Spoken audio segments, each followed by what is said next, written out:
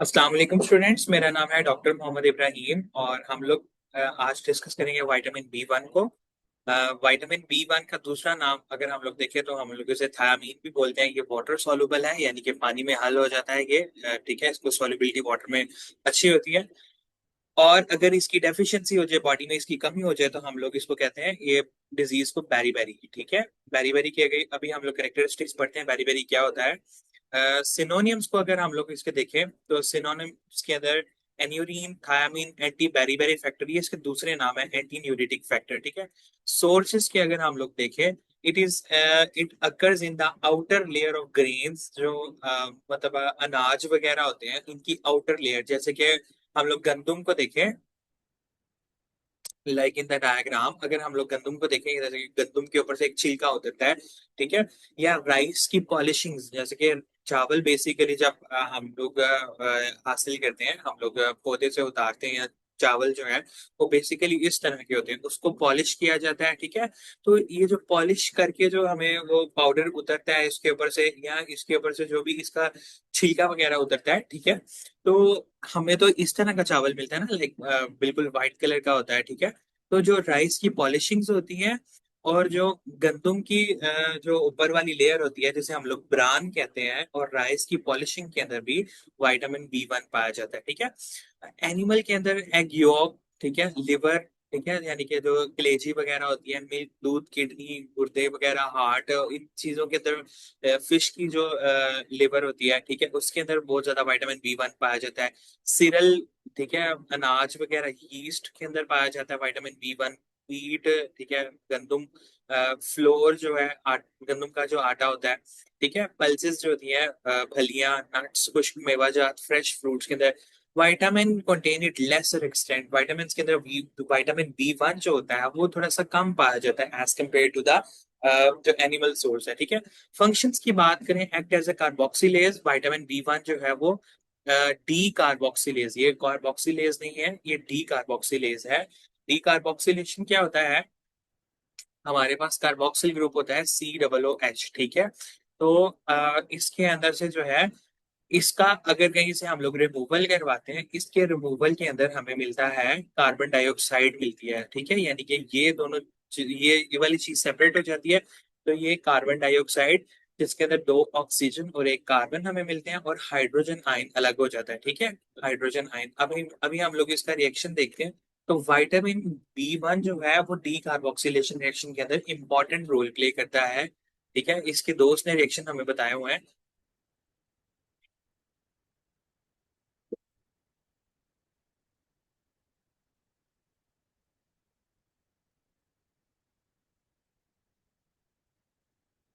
जैसे ये पायरोवेट है, अ, और ये अल्फा कीटो ग्लूटारेट है। ठीक है, ये देखें सर, पायरोविक एसिड है, पायरोविक एसिड के ऊपर ये COOH लगा हुआ है। ठीक है, यहाँ पे H भी आता है, बेसिकली ये कार्बोक्सिल ग्रुप है। This group is known as carboxyl group. ठीक है, तो कार्बोक्सिल ग्रुप जब यहाँ से रिमूव होता है, तो क्या, तो यहाँ पे कार्बन डाइऑक्साइड प्रोड्यूस होती है, यानी कि COO, ये कार्बन डाइऑक्साइड प्रोड्यूस होती है। ठीक है, तो यहाँ पे साथ में एसिटाइल कोएंजाइम ए प्रोड्यूस हो जाता है। हम लोग इसके अंदर कोएंजाइम ए और NAD प्लस। ठीक है, तो जो यहाँ से हाइड्रोजन रिलीज होता है वो H के साथ जाके ज्वाइन हो जाता है। ठीक है, तो ये इसका रिएक्शन है कि पायरोवेट जो है, ठीक है, पायरोवेट, ठीक है, वो किसके अंदर एसिटाइल कोएंजाइम ए के अंदर कन्वर्ट हो जाता है, प्लस कार्बन डाइऑक्साइड प्रोड्यूस होती है। ठीक है, सेकंड उसने जो रिएक्शन हमें दिया हुआ है उसके अंदर आता है जी glutamate, alpha keto glutarate, sorry, alpha keto glutarate के अंदर एक कार्बोक्सिल ग्रुप जो होता है वो रिमूव होता है। ठीक है, उसकी जगह एक और ग्रुप यानी कि कोएंजाइम ए जो है वो आके बाइंड होता है यहाँ पे। ठीक है, और यहाँ पे कार्बन डाइऑक्साइड रिमूव हो जाता है। ठीक है, तो अगर इन दोनों रिएक्शंस को हम लोग एक समराइज्ड फॉर्म के अंदर लिखें, वहां पे रिएक्शन जो है वो गलत लिखे हुए हैं। ठीक है, तो पायरुविक एसिड से, ये पहली पायरुविक के अंदर से डी कार्बोक्सिलेशन होती है, या कार्बोक्सिल ग्रुप का रिमूवल। डी कार्बोक्सिलेशन क्या होती है, रिमूवल ऑफ कार्बोक्सिल, ठीक है, ग्रुप को हम लोग क्या कहते हैं, डी कार्बोक्सिलेशन कहते हैं। हम लोग रिमूवल ऑफ कार्बोक्सिल ग्रुप को डिकार्बोक्सिलेशन कहते हैं।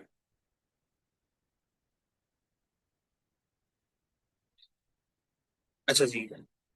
इसके बाद जो है हमारे पास आता है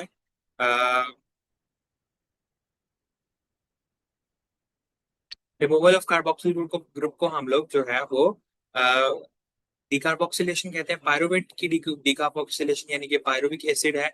हम लोगों ने इसको स्ट्रक्चर वाइज देखा है कि हम लोग पायरुवेट के अंदर से डिकार्बोक्सिलेशन करते हैं तो हमें एसिटाइल को एंजाइम ए और हमें कार्बन डाइऑक्साइड मिलती है। अल्फा कीटो ग्लूटारेट की हम लोग डिकार्बोक्सिलेशन करें तो हमें सक्सिनाइल को एंजाइम ए और कार्बन डाइऑक्साइड। बुक के ऊपर जो दो रिएक्शन लिखे हुए हैं उनको करेक्ट करके आप लोगों ने ये वाले रिएक्शन करने हैं, ठीक है। ये यानी कि पायरुविक एसिड की डिकार्बोक्सिलेशन करें तो acetyl coenzyme A plus carbon dioxide मिलता है, ठीक है। और सिट्रिक एसिड की डिकार्बोक्सिलेशन करें तो alpha keto glutarate plus carbon dioxide मिलता है। ये CO नहीं है, ये यहाँ पे गलत लिखे हुए हैं, ठीक है। यानी कि दोनों के अंदर साथ में कार्बन डाइऑक्साइड भी प्रोड्यूस होता है, ठीक है। यहाँ पे भी कार्बन डाइऑक्साइड बनता है और यहाँ पे भी कार्बन डाइऑक्साइड बनता है, ठीक है। अल्फा कीटो ग्लूटेरिक एसिड के साथ भी कार्बन डाइऑक्साइड बनता है, ठीक है। नेक्स्ट हमारे पास आता है एज अ ट्रांसकीटोलेज, ठीक है। ये ट्रांसकीटोलेज के तौर पे भी बिहेव करता है। ट्रांसकीटोलेज क्या होता है कि ऐसा मालिक्यूल, ऐसा एंजाइम जो कि दो कार्बन जो यूनिट होता है, टू कार्बन का यूनिट होता है। जैसे फॉर एग्जाम्पल मैं कहता हूँ ये टू कार्बन का यूनिट है, ये कार्बन है और ये कार्बन है, ठीक है। ये दो कार्बन है, इनको एक मालिक्यूल से दूसरे मालिक्यूल के अंदर, एक मालिक्यूल से दूसरे मालिक्यूल के अंदर ट्रांसफर करवाएगा, उसको हम लोग ट्रांसकीटोलेज बोलेंगे। इसको हम लोग क्या बोलेंगे? ट्रांसकीटोलेज। दोबारा से बता रहा हूँ, ट्रांसकीटोलेज वो होगा जो कि दो कार्बन है, दो कार्बन के साथ हाइड्रोजन भी होंगे, ठीक है। उनको एक मालिक्यूल से दूसरे मालिक्यूल के अंदर ट्रांसफर करवाएगा, दैट इज नाउन एज ट्रांसकीटोलेज, ठीक है। ये काम करता है बेसिकली पेंटोज फॉस्फेट पाथवे के अंदर। पेंटोज फॉस्फेट पाथवे जो होता है वो हमें एनर्जी प्रोड्यूस करके देता है। एक नॉर्मल हमारा प्रोसेस होता है ग्लाइकोलिसिस, जिसके अंदर ग्लूकोज की ब्रेकडाउन होती है नॉर्मल। ये भी इसके जैसा पाथवे होता है और ये हमें एनर्जी प्रोड्यूस करके देता है, पेंटोज फॉस्फेट पाथवे। तो ठीक है, तो ट्रांस कीटोलेज जो है वो विटामिन B1 जो है वो ट्रांस कीटोलेज की तरह बिहेव करते हैं, एक्ट एज ट्रांस कीटोलेज इस पाथवे के अंदर, ठीक है। इस एंजाइम की बहुत ज्यादा जरूरत होती है, ये नेसेसरी होता है एंजाइम की एक्शन के लिए, ठीक है। नेक्स्ट हमारे पास आ जाता है जी कन्वर्जन ऑफ फैट। ये जो है हमारी बॉडी की फैट जो है, चर्बी वगैरह जो है, उसको कार्बोहाइड्रेट्स में और प्रोटीन के अंदर कन्वर्ट करने के अंदर हेल्प करता है। वह हमारी ग्रोथ और डेवलपमेंट के लिए बहुत ज्यादा जरूरी होता है ये विटामिन B1। CVS के एक्शंस, ठीक है, हमारे हार्ट को मुसलसल जब से हम लोग बचपन से पैदा हुए हुए हैं, यानी कि हमारी डे 1 से, जिस दिन हमारा पहला दिन था अभी तक, हमारा हार्ट जो है वो मुसलसल काम कर रहा है। इट्स नॉट लाइक मैं 15 मिनट की ब्रेक ले लूं। हम बाकी अपने सारे बॉडी के मसल्स को जो है वो कहीं ना कहीं जिंदगी में ब्रेक दे देते हैं, लेकिन हमारा जो हार्ट है वो बिल्कुल मुसलसल काम कर रहा है, ठीक है। तो वो उस काम करने की वजह से उसको काम करने के लिए एनर्जी चाहिए होती है। एनर्जी आती है कार्बोहाइड्रेट से। तो various component of the CNS, specially the heart, is dependent on carbohydrate for various function, ठीक है। CVS यानी कार्डियोवास्कुलर सिस्टम जो है, कार्बोहाइड्रेट्स के ऊपर डिपेंड कर रहा होता है, ग्लूकोज के ऊपर डिपेंड कर रहा होता है अपने काफी सारे कामों के लिए, क्योंकि कार्बोहाइड्रेट उसे एनर्जी देते हैं, ठीक है। तो हम कार्बोहाइड्रेट की एनर्जी जो कार्बोहाइड्रेट की अमाउंट जो है वो थायामीन के ऊपर डिपेंड कर रही है, या कार्बोहाइड्रेट से कितनी एनर्जी बन रही है वो थायामीन के ऊपर डिपेंड कर रही है, क्योंकि थायामीन काफी सारे मेटाबॉलिक रिएक्शन के अंदर हिस्सा लेता है, ठीक है।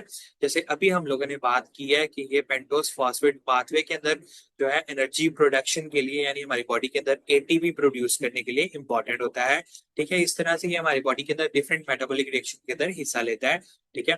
और बेरी बेरी क्या है? Basically vitamin B1 deficiency causes a disease is called beri beri. इसको हम लोग बेरी बेरी कहते हैं। बेरी बेरी का मतलब होता है आई कैन नॉट। इतनी ज्यादा सुस्ती होती है, इतनी ज्यादा सुस्ती होती है, या लाचारी मैं कह सकता हूँ इसको, कि आई कैन नॉट, मैं नहीं कर सकता, मेरे से उठा नहीं जा रहा है, ऐसे हो रहा है, मेरे से उठा ही नहीं जा रहा है। तो ये सिवियरिटी ऑफ वीकनेस, एक कमजोरी को और एक पैरालिसिस की स्टेज, यानी कि एक लाइक फॉलेज टाइप की स्टेज को रिप्रेजेंट कर रहा होता है, कि पेशेंट कहता है कि मुझे इतनी ज्यादा कमजोरी है कि मुझे उठा ही नहीं जा रहा है, ठीक है। तो कि जिसम मफलूज हुआ हुआ है, ये इस तरह की स्टेट को प्रेजेंट करता है। That's all for the vitamin B1। B vitamin B2 को पढ़ते हैं। विटामिन B2 भी वाटर सॉल्युबल विटामिन है, हीट यानी कि हीट से स्टेबल है। इसकी डेफिशिएंसी से ए राइबोफ्लेविनोसिस हो सकता है। ए राइबोफ्लेविनोसिस के सिम्टम अभी हम लोग पढ़ते हैं। सिम्टम्स क्या है, इसके सिनोनियम्स क्या है, इसके दूसरे नाम क्या है? राइबोफ्लेविन भी कहा जाता है, इसको लैक्टोफ्लेविन भी कहा जाता है, ठीक है। इसके जो ये इसका स्ट्रक्चर है, ठीक है, इसके अंदर इसके सोर्सेज आते हैं कि ये नेचर में बहुत ज्यादा पाया जाता है। एक्सीलेंट सोर्सेज जो है कलेजी वगैरह है, किडनी, गुर्दे, हार्ट, फिश है, उसके बाद फिश में पाया जाता है, एग्स में पाया जाता है, अंडों में, मिल्क में, ठीक है। फ्रेश फ्रूट्स, फ्रूट्स के अंदर रूट्स जो जड़ें होती हैं, वेजिटेबल्स जैसे लाइक कैरेट के अंदर पाया जाता है। इंटेस्टाइन का बैक्टीरिया जो होता है वो भी विटामिन B2 को प्रोड्यूस करता है, ठीक है। अच्छा जी, फंक्शंस क्या है? ऑक्सीडेशन रिडक्शन रिएक्शन करवाता है हमारी बॉडी के अंदर, बहुत से रिडॉक्स रिएक्शन। ऑक्सीडेशन क्या होता है? लॉस ऑफ इलेक्ट्रॉन, और रिडक्शन क्या होता है? गेन ऑफ इलेक्ट्रॉन, ठीक है। ऑक्सीडेशन लॉस ऑफ इलेक्ट्रॉन, और रिडक्शन क्या होता है? गेन ऑफ इलेक्ट्रॉन, ठीक है। तो राइबोफ्लेविन जो है वो खुद ब खुद बायोलॉजिकली एक्टिव नहीं होता है। इसको एक्टिवेट करने के लिए इसकी पहले फॉस्फोराइलेशन होती है, यानी कि इसके ऊपर एक फॉस्फेट ग्रुप अटैच किया जाता है, जो कि मेनली किडनीज के अंदर होता है और इंटेस्टाइनल वॉल के अंदर, यानी इंटेस्टाइन्स के अंदर होता है इसकी एक्टिवेशन, और किडनी के अंदर होती है। अच्छा जी, डेफिशिएंसी ऑफ विटामिन B से क्या क्या हो सकता है? माउथ लेयंस, लेयंस लेयन से मुराद है कि जहम बन जाना, या कहीं पे फोड़े बन जाना मुंह के अंदर, कहीं पे टंग के ऊपर, जुबान के ऊपर, ग्लॉटिस के अंदर या फेरेंक्स के अंदर जो है वो कहीं पे भी वो क्या कहते हैं, जख्म बन जाना या फोड़े वगैरह बन जाना, ठीक है। वीकनेस, कमजोरी, ड्राउजीनेस, गुनूदगी, लेसिट्यूड, सुस्ती, redness and shiny appearance of lips, ठीक है। जो लिप्स हैं, जो कि होंठ हैं, वो बहुत ज्यादा रेड हो जाते हैं या शाइनी अपीयरेंस होना शुरू हो जाती है लिप्स के ऊपर, ठीक है। काइलोसिस, अच्छा जी, अब ये आपने ध्यान से समझना है, काइलोसिस और एंगुलर स्टोमाटाइटिस, ठीक है। काइलोसिस एक जनरल टर्म है, दोनों ही एक ही बात है कि जहाँ पे मुंह है हमारा, जो ये लिप्स है, लिप्स के कॉर्नर्स के ऊपर, ठीक है, वहां पे यानी कि लेयंस जख्म बन जाएंगे at the angle of mouth, जहाँ पे एंगल ऑफ माउथ है या जो होंठों के कॉर्नर है। एंगुलर स्टोमाटाइटिस जो है इसकी टाइप लिखी हुई है काइलोसिस की। काइलोसिस की ही एक दूसरा नाम है एंगुलर स्टोमाटाइटिस के जो जहाँ पे मुंह का एंगल यानी कि माउथ का एंगल होता है, वहां पे पेनफुल, पेन करने वाले फिशर्स, ठीक है। फिशर हमें कहते हैं कि वहां पे कट लग जाते हैं, या हम वहां पे क्रैक हो जाते हैं, या डीप, जैसे कि हम लोग कहते हैं ना कि होठो होठ वहां से जो है वो वहां पे क्रैकिंग हो जाएगी, ठीक है, कॉर्नर ऑफ लिप्स पे। डर्माटाइटिस क्या होती है? स्किन की इन्फ्लेमेशन, स्किन जो है वो ग्रीसी, स्केली और इन इलास्टिक, स्किन जो है उसके अंदर से इलास्टिसिटी खत्म हो जाएगी, और वो ग्रीसी हो जाएगी, बहुत ज्यादा ग्रीसी और ऑयली हो जाएगी, ठीक है। ये इस तरह से जो है वो माउथ अल्सर्स होते हैं, या माउथ के अंदर लेयंस बन जाते हैं। इस तरह से ये एंगुलर स्टोमाटाइटिस कहलाता है, या इसको दूसरे वर्ड्स में काइलोसिस भी हम लोग इसी को ही कहेंगे, ठीक है। काइलोसिस की तो और काफी सारी टाइप्स होती हैं। ये स्किन जो है वो बहुत ज्यादा स्केली हो जाती है, ठीक है। उसके बाद आ जाता है हमारे पास समरी है कि राइबोफ्लेविन क्या है, कि इसके अंदर फ्लेविनोसिस हो जाती है, ये हीट से स्टेबल है, एसिडिक मीडियम से भी, लेकिन अल्कलाइन मीडियम में खराब हो जाता है। नेचर में बहुत ज्यादा पाया जाता है एनिमल और फ्रूट्स में, यूरिन में एक्सक्रीट होता है, ये कोएंजाइम के तौर पे काम करता है। एंजाइम के साथ में जो नॉन प्रोटीन पार्ट होता है वो कोएंजाइम कहलाता है, तो ये कोएंजाइम के तौर पे काम करता है। इसकी डेफिशिएंसी के अंदर क्या होता है? ग्लोसाइटिस होता है, ये ग्लोटिस नहीं है, इसको ग्लॉसाइटिस बोलते हैं हम लोग, ठीक है। इस ग्लॉसाइटिस, इन्फ्लेमेशन ऑफ ग्लॉटिस, ठीक है। ग्लॉटिस जो है वो हमारे गले के अंदर एक स्ट्रक्चर होता है, ठीक है। उसको हम लोग ग्लॉसाइटिस कहते हैं। काइलोसिस हो सकता है, और एंगुलर स्टोमाटाइटिस, जैसे मैंने आपको पीछे एक्सप्लेन किया है, ठीक है। अब हमारे पास आ जाता है विटामिन B3। विटामिन B3 जो है वो वाटर सॉल्युबल विटामिन है, थर्मोस्टेबल यानी कि हीट से स्टेबल रहने वाला विटामिन है। इसकी डेफिशिएंसी से प्लेगरा हो सकता है। प्लेगरा एक बीमारी है, ठीक है। इसका स्ट्रक्चर बहुत ही इजी है। ये इसके अंदर जो है स्ट्रक्चर को अगर हम लोग देखें, तो इसकी केमिस्ट्री के अंदर आता है, वो कहता है कि नियासिन है,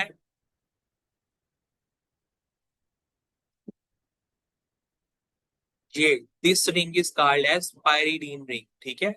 ये स्ट्रक्चर बहुत इजी है और ये आप लोगों ने जरूर करना है, ठीक है। ये जो है, ये क्या है जी, ये पायरिडीन रिंग है, ठीक है। पायरिडीन की नंबरिंग स्टार्ट होती है जहां से नाइट्रोजन है 1 2 3, ठीक है। कार्बन नंबर 3 के ऊपर एक कार्बोक्सिलिक एसिड है या एक कार्बोक्सिलिक ग्रुप है, तो ये क्या आ जाएगा, निकोटीनिक निकोटीनिक एसिड है या निकोटीनामाइड, इसको भी हम लोग कहते हैं। अमाइड के अंदर क्या होता है कि यहाँ पे अमाइड ग्रुप लगा होता है, कार्बोक्सिल ग्रुप की जगह पे अमाइड ग्रुप लगा होता है। इसको प्लेग्रा प्रिवेंटिंग फैक्टर भी बोला जाता है।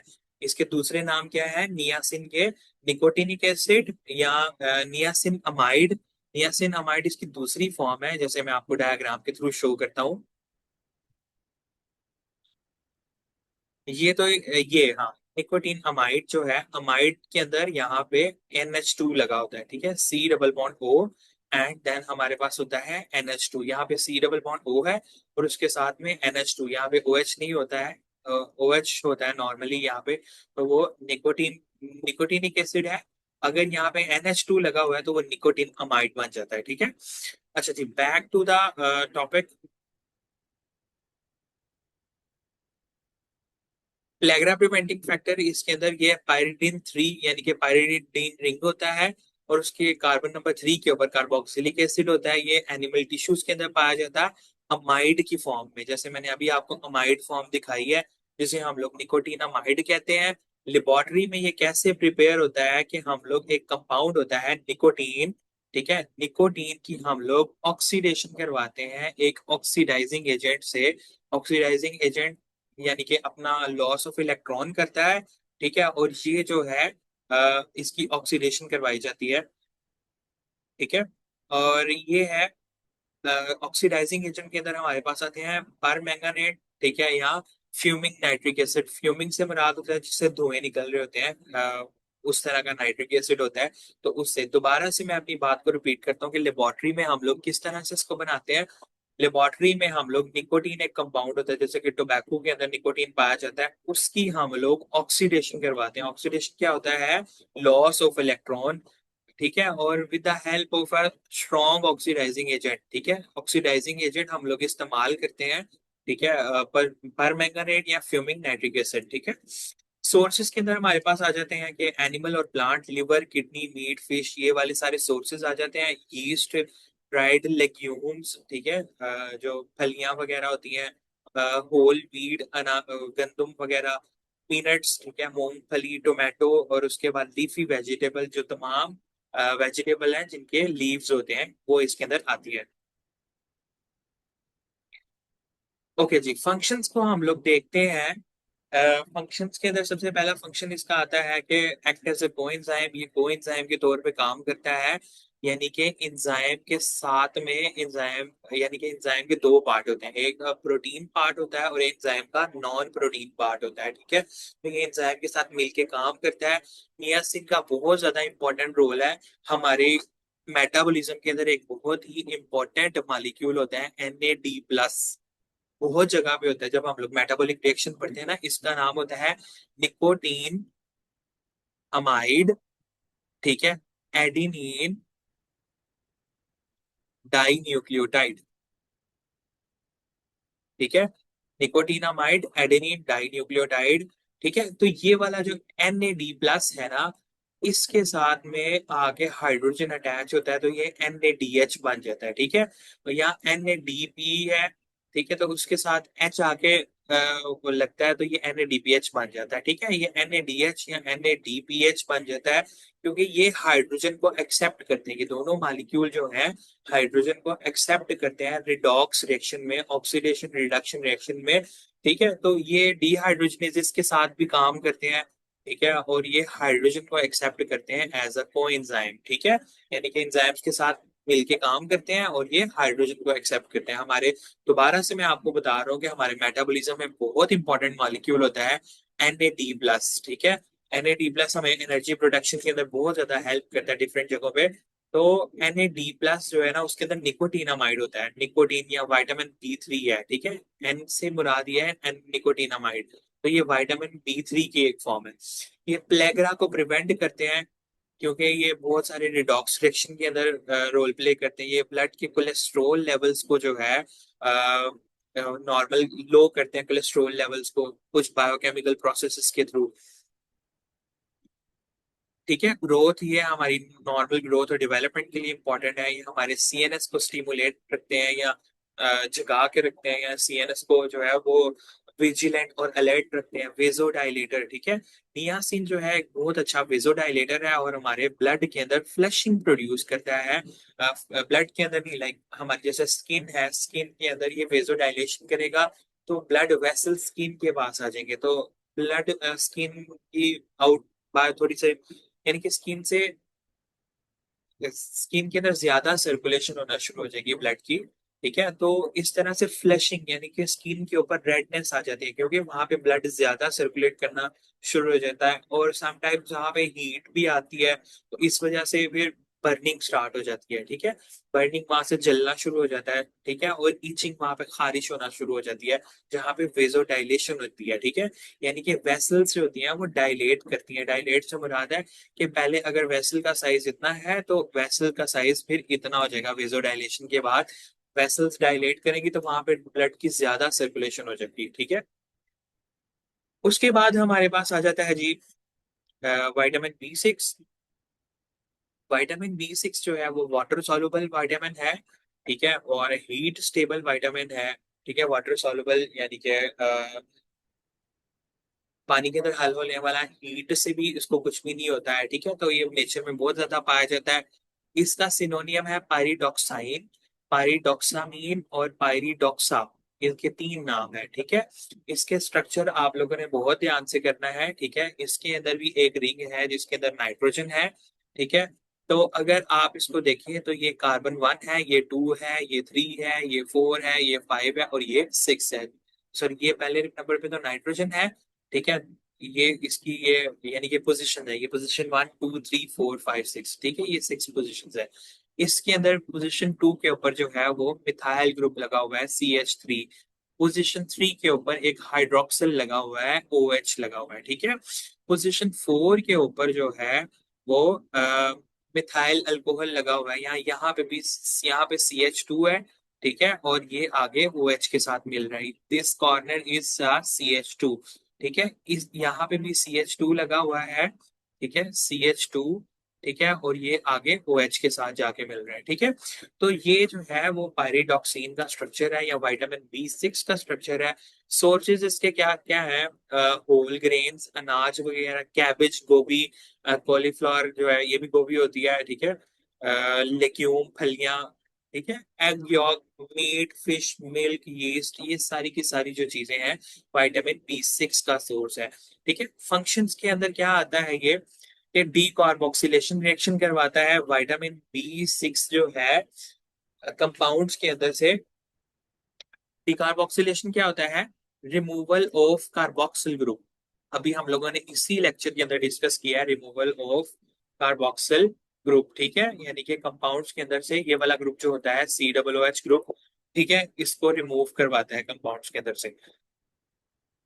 उसके बाद है ट्रांस अमाइनेशन रिएक्शन। ठीक है, ट्रांस अमाइनेशन रिएक्शन को मैं डायग्राम के थ्रू एक्सप्लेन करता हूँ।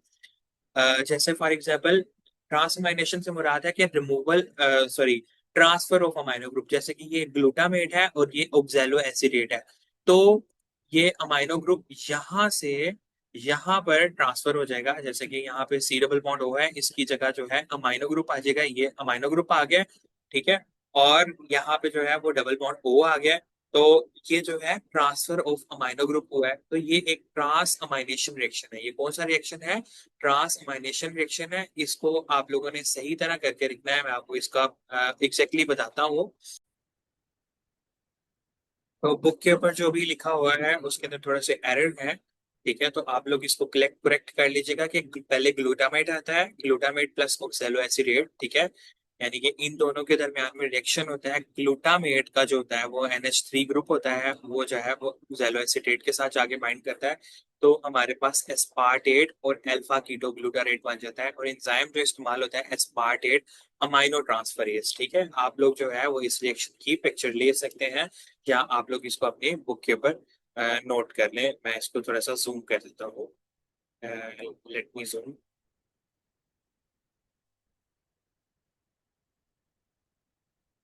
Glutamate plus oxaloacetate aspartate plus alpha alpha keto glutarate, ठीक है, ये रिएक्शन है, ठीक है। आई होप सो आपको ये क्लियर हो चुका होगा। अब हम लोग नेक्स्ट की तरफ मूव करते हैं। D amination. सीरीन एक अमाइनो एसिड है, ठीक है। सीरीन के अंदर से जब अमाइनो ग्रुप रिमूव होता है, सीरीन के पास अमाइनो ग्रुप होता है NH3, ठीक है। जब हम लोग इसका अमाइनो ग्रुप रिमूव करते हैं तो हमारे पास पायरुवेट बन जाता है।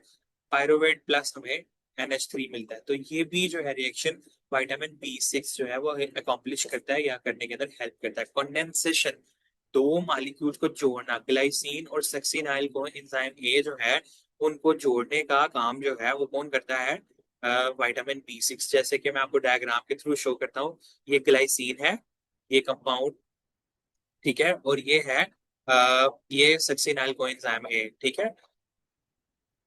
ये ग्लाइसिन है और ये सक्सिनाइल कोएंजाइम ए है। तो ग्लाइसिन जो क्या करेगा, वो यहाँ से ये इसका स्ट्रक्चर है यहाँ से, ठीक है। सक्सिनाइल कोएंजाइम ए का यहाँ से जो स्ट्रक्चर है, तो ग्लाइसिन यहाँ पे आके जुड़ जाएगा।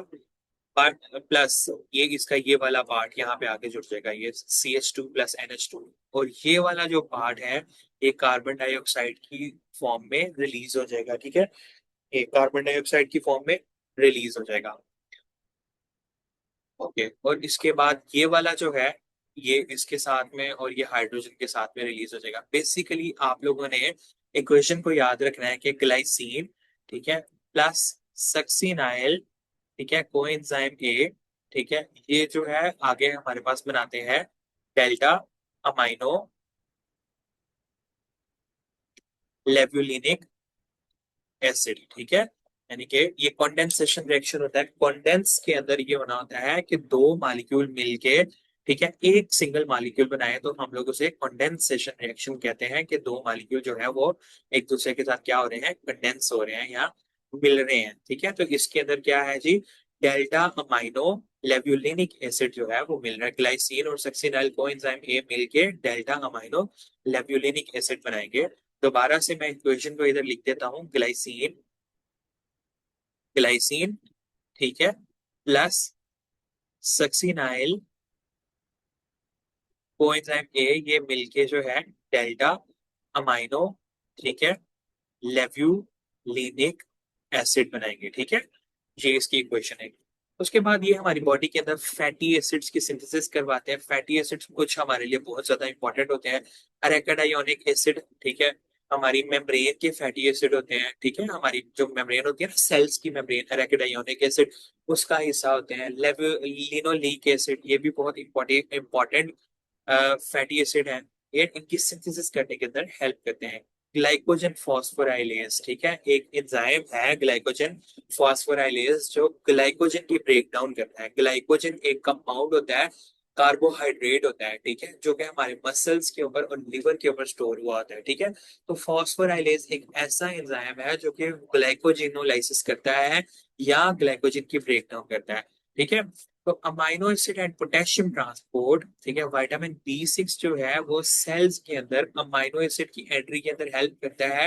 यानी कि सेल्स, अमाइनो एसिड जो होते हैं ना वो चार्ज्ड होते हैं, तो वो सेल मेम्ब्रेन को क्रॉस नहीं कर सकते, तो उन्हें स्पेशल आने के लिए रास्ता चाहिए होता है, ठीक है। तो विटामिन B6 जो है उनकी सेल के अंदर एंट्री के अंदर हेल्प करता है, ठीक है। और उसके अलावा पोटेशियम की भी एंट्री करता है। अगर पोटेशियम यहाँ पे कम है, ठीक है, लेस है, यहाँ पे मोर है पोटेशियम, ठीक है। तो नॉर्मली पोटेशियम ने यहाँ से यहाँ मूव करना है, ठीक है। अब अगर मैं कहता हूँ पोटेशियम यहाँ पे मोर है और यहाँ पे लेस है, ठीक है, तो तब विटामिन B6 क्या करेगा कि यहाँ पे बेशक लेस है लेकिन फिर भी वो सेल के अंदर आने के अंदर मूव करेगा, ठीक है। इसको मूव, तो ये कंसंट्रेशन ग्रेडियंट होता है। कंसंट्रेशन ग्रेडियंट से मुराद ये होता है कि जो इलेक्ट्रोलाइट्स होते हैं ना, उन्होंने हमेशा from an area of higher concentration to lower concentration move करना होता है। यानी जहां पे इनकी कंसंट्रेशन कम होती है वहां पे मूव करना होता है। लेकिन सम टाइम्स जो है हमें हमारे कुछ बॉडी प्रोसेसेस होते हैं जिनके अंदर अगेंस्ट कंसंट्रेशन ग्रेडियंट जाना होता है, कि जहां पे कम होता है वहां से मूव करते हैं इलेक्ट्रोलाइट्स जहां पे ज्यादा होना ज्यादा होते हैं, ठीक है। विटामिन B6 की डेफिशिएंसी के सिम्टम्स क्या है? ब्लड के अंदर सबसे पहले वो हाइपोक्रोमिक, ठीक है, और माइक्रोसिटिक एनीमिया हो जाता है, ठीक है। माइक्रोसिटिक से मुराद है कि रेड ब्लड सेल्स अपने साइज से स्मॉलर बनते हैं। स्मॉलर बनने के साथ साथ उनके अंदर हाइमोग्लोबिन भी कम होती है। हाइपोक्रोमिक से मुराद है कि उनका कलर भी इतना सही नहीं होता, वो ब्राउनिश से कलर के होते हैं, या वो उनका कलर भी रेड नहीं होता रेड ब्लड सेल्स का, ठीक है। तो वो उस वजह से वो अपना फंक्शन भी सही तरह परफॉर्म नहीं कर पाते हैं, ऑक्सीजन को कैरी नहीं कर पाते, तो उस वजह से एनीमिया हो जाता है। और वो सेल्स बहुत जल्दी टूट जाते हैं, वो बहुत जल्दी उनकी हेमोलिसिस हो जाती है। लिम्फोसाइटोपेनिया, लिम्फोसाइट्स एक व्हाइट ब्लड सेल की टाइप होते हैं, और ये हमारे इम्यून सिस्टम के अंदर बहुत इंपॉर्टेंट रोल प्ले करते हैं, ठीक है। और लिम्फोसाइट्स का नंबर कम हो जाएगा तो हमारा जो इम्यून सिस्टम है वो सही तरह काम नहीं करेगा। ल्यूकीमिया एक कैंसर होता है, यानी कि व्हाइट ब्लड सेल्स के कैंसर को हम लोग ल्यूकीमिया बोलते हैं, ठीक है, जिसके अंदर बोन मैरो का कैंसर हो सकता है, या लिम्फेटिक सिस्टम भी इसके अंदर इन्वॉल्व हो सकता है, ठीक है। ओके। जीआईटी के अंदर यंग इन्फेंट्स जो के बच्चे होते हैं उनके अंदर डाइजेस्टिव प्रॉब्लम्स होती हैं, और कन्वल्जन्स, उनको झटके लग सकते हैं, ग्रोथ रिटार्डेशन, ग्रोथ की कमी, स्किन की बीमारियां हो सकती है, डर्माटाइटिस, स्किन की इन्फ्लेमेशन हो सकती है। सीएनएस के अंदर पेरिफेरल न्यूराइटिस, पेरिफेरल का मतलब होता है बाकी पूरी बॉडी के अंदर, यानी कि सीएनएस बेसिकली होता है central nervous system, central nervous system के अंदर ब्रेन और स्पाइनल कॉर्ड आती है। बाकी पेरिफेरल जो होता है, पेरिफेरल मतलब बाकी पूरी बॉडी के अंदर जो नर्व्स होती हैं उनके अंदर न्यूराइटिस, जो उनके न्यूरॉन्स है उनकी इन्फ्लेमेशन हो सकती है, ठीक है, वो इन न्यूरॉन्स के अंदर प्रॉब्लम्स होंगी फिर। और जब इन्फ्लेमेशन होगी, डिप्रेशन हो सकता है उस पर्सन को, जैसे सैडनेस, होपलेसनेस, नाउमीदी, ठीक है, ये दो अलग चीजें, यहाँ पे कोमा आता है, ठीक है, ये पेरिफेरल न्यूराइटिस और डिप्रेशन दोनों अलग है, ठीक है। उसके बाद आ जाता है हमारे पास जी, आज के आई थिंक सो आज के लेक्चर के लिए इधर तक इनफ है। इंशाल्लाह नेक्स्ट लेक्चर में मुलाकात करते हैं। थैंक यू सो मच, शुक्रिया, अल्लाह हाफिज।